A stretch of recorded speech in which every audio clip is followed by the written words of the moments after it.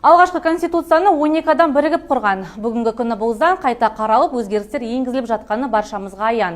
Егемендіктің құжаты саналатын ата заңымызға енгізілген өзгерістер жайлы арнайы құрылған топ қан орталығы қызметкерлеріне үгіт насихат жүргізіп маңызын түсіндірді.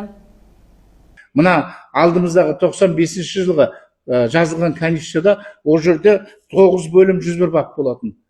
Қазір енді 2 бөлім қосылды болған. Қазіргі конституцияда жаңадан мынау халық кеңесі туралы, қазір ол туралы айтып кетеміз кешірек. Оның кейінгі барып мынау конституциялық құрылыс негіздері деген үлкен бап қосылды. Осы екі үлкен бөлім қосылды жерде. Қазақша жатық тілде жазылған конституция 11 бөлім 96 баптан тұрады. Халық бірлесе жасаған жаңа өзгерістер жалпы ата заңның 84%-ын құраса керек. Сонымен қатар коалиция мүшелері құрылтай мәселесін, вице-президент институтын, тіл мәселесі тақырыптарына жеке тоқталып түсіндіру жұмыстарын жүргізді. Осы іс-шарада жаңа конституцияға енгізілген өзгерістер туралы толықтай мәліметті алдық. Енді осыған байланысты Жамбыл облыстық қан орталығының қызметкерлерімен 100% дауыс беруге дайынбыз.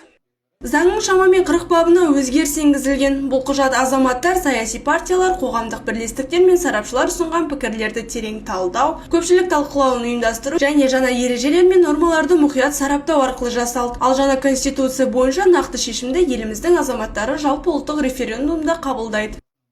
Мерей Абдресілім, Ержан Ерболатов, 24 News.